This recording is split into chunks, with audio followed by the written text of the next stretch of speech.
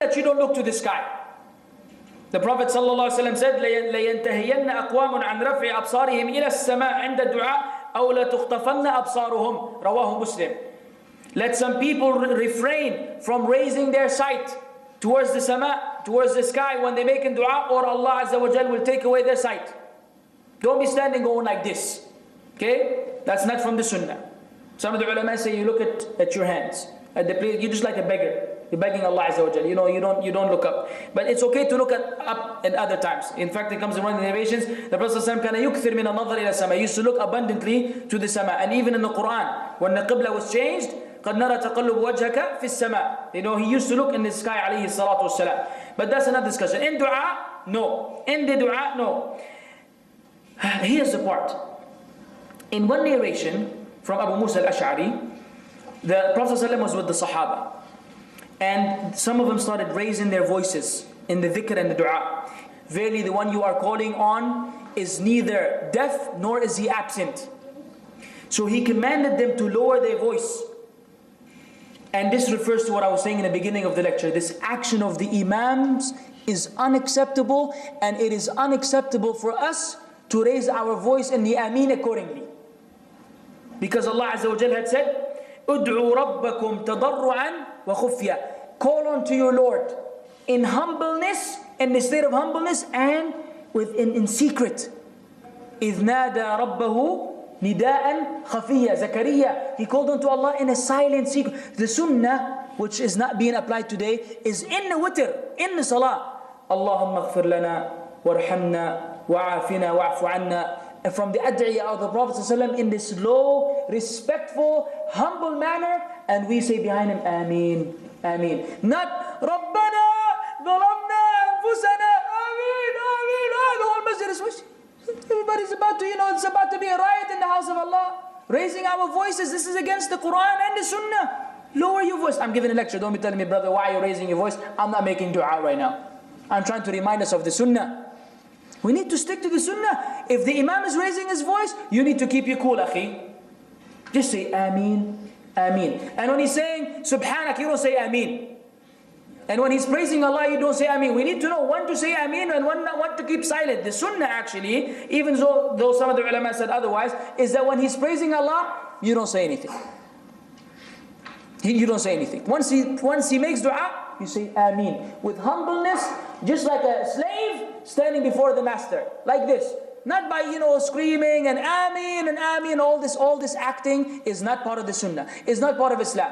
And if we start feeling this feeling, trust me, we can show you Hindus and we can show you Christians feeling khushu' similar to that in their dua. And their dua is, Allah says, is fi dalal. Their dua is nothing. It's waste. But the kuffar do khushu'. Don't think that if we cried, we made it there. No. Anyone can cry. You can listen to a song and cry for 3 days. Right or wrong? Does it mean it's from Allah? No. And the dua, you can get into some satanic, situation, thinking that you're okay with Allah while you're screaming at Allah Azza wa Jalla, and we're not. We need to slow down. Slow down. If you're an imam, you know what to do. Beg Allah Azza wa Jalla and insist in the dua. Insist. Don't say, oh Allah forgive me, if you will.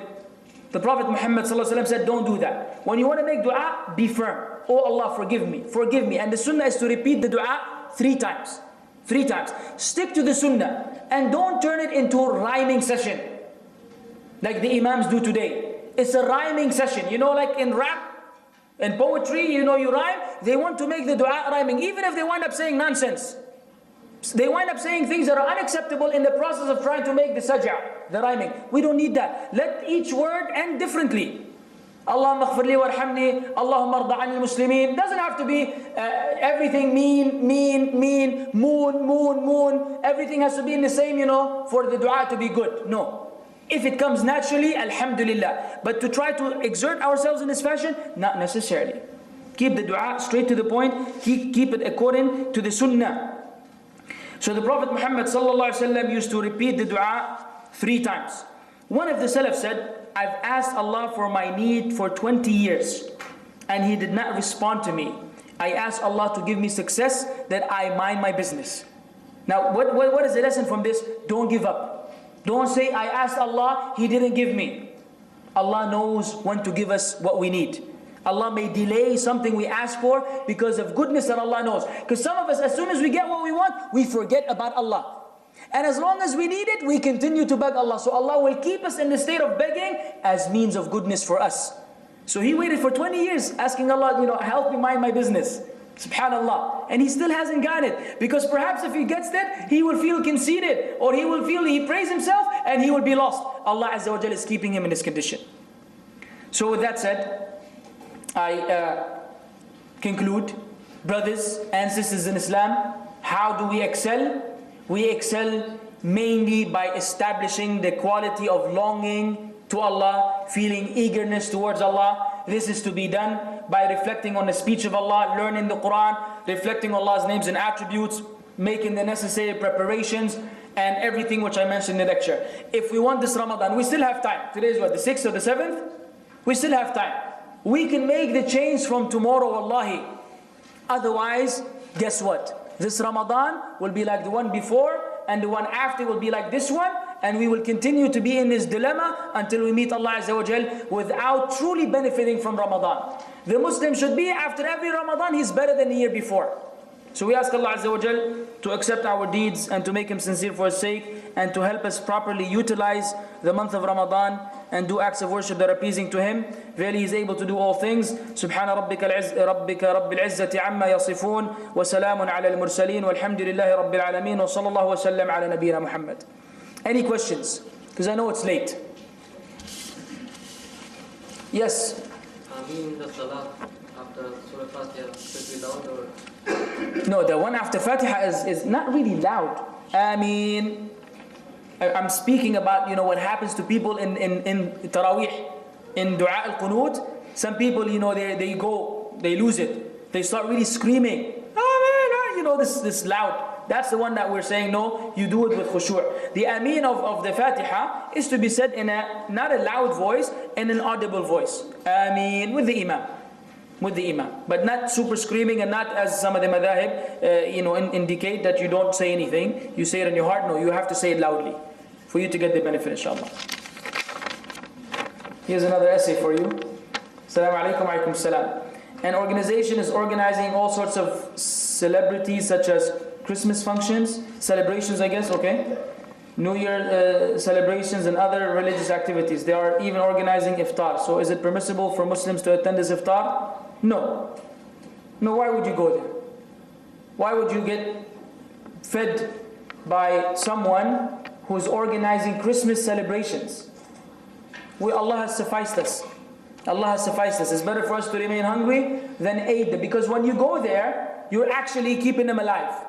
And when you keep them alive, they will be doing more. So you fall under وَتَعَاوَنُوا عَلَى الْبِرِّ وَالتَّقْوَى وَلَا تَعَاوَنُوا عَلَى الْإِثْمِ وَالْعُدْوَانِ.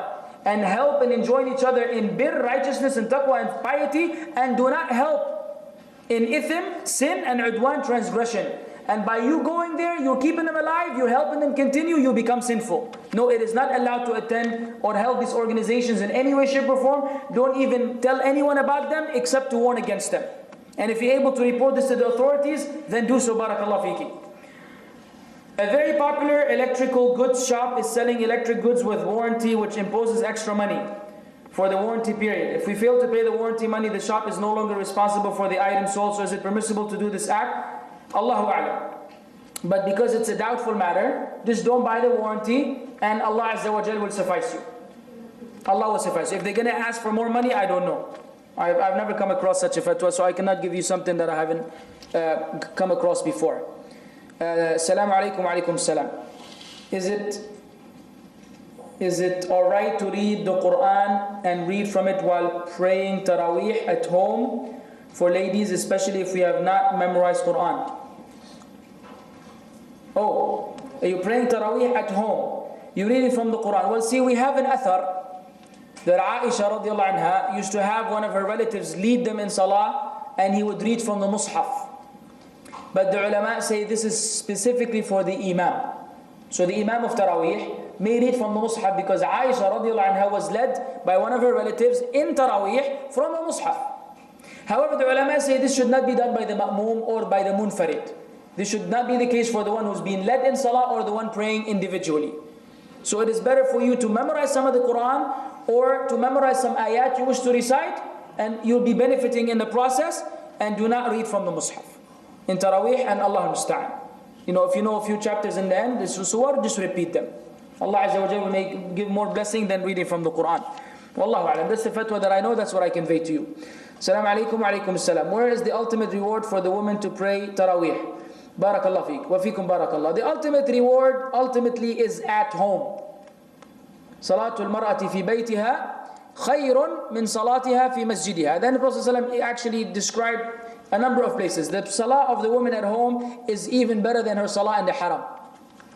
The haram, al-Makki, 1,000 prayers, her salah at home is better, because it's just the salah at home. This is where she is most protected and far away from men, temptation, and the rest. However, it does not mean that sisters cannot pray in the masjid, nor does it mean they cannot join Taraweeh. They can. But if they really want, if the answer, the best reward is at home, ultimately. Now they may pray elsewhere, alhamdulillah. But I have seen something personally from the local masjid where I pray. The women, may Allah rectify their condition, come to the salah with the clothes of people who are, women who are about to have a fashion show after Taraweeh. They come, wearing all kinds of nonsense, high heels, you see feet all over. You can't, you're trying to leave the masjid, you just finished praying to Allah, and the first thing you see is, women's feet and women's, arms and women's hair, and they were just praying Taraweeh. So Taraweeh becomes ritualism. Hubby Pai goes to the salah, I better tag along with him. It doesn't have to be this way. You either dress accordingly and you go to the house of Allah, or it's much better for you to stay at home. First, your reward there is better. Second, you save the Muslim men from the fitna of women. It's a fitna. The Prophet ﷺ said, I did not leave a fitna more severe upon men after me than women. No one can deny that. It's a huge fitna. So sisters can do us a favor. Either they dress according to the deen of Allah, ahlan wa sahlan wa marhaban fi biyutillah. They can come and pray, no one can prevent them. And the Prophet ﷺ prohibited that we prevent them from praying in the masjid. But if they will not adhere to the correct dress code, then they need to stay at home. So each sister should evaluate herself according to the guidelines and act accordingly. Any other questions from the floor? Yes, sir. Regarding the dua in the water. Yes. Since you cannot understand Arabic, the dua Arabic, can we have our own dua? No. Now, when you're in the state in salah with the imam, you're confined to the imam, right? You just, if you understand, of course he's going to say, Allahumma aghfir lana dhunubana, you're going to know that. Allah forgive us our sins. Allahumma arhamna. So the parts which you know, you just say Ameen. The parts which you don't know, you just don't say anything. And you try to bring to mind that you're just begging Allah and you hope for Allah's mercy. When you're done, you go home and you make your own dua in your own language. But in the salah, you don't leave the imam. You don't detach yourself from the imam. Not physically, not mentally. And what are the mosques that you know that follow the sunnah? Anything that you can recommend that most that Masajid? Yes. Allah musta'an, ya Shaykh. I don't know, man. I haven't seen anything pleasing yet. Some of the masajid, the qira'ah is beautiful and the dua is a calamity. So much so that I just want to leave in the dua. Sometimes I just put my hands down, but one of the shuyukh told me, no, stay with the imam, keep your hands up. So I started keeping my hands up. But my heart is khalas. Screaming at Allah Azza wa Jal, we came to you, oh Allah, just show, all these are unacceptable. Oh Allah, I came to you. Oh, you don't tell this to Allah Azza wa Jal. Allah has the favor over us. You don't show your favor over Allah.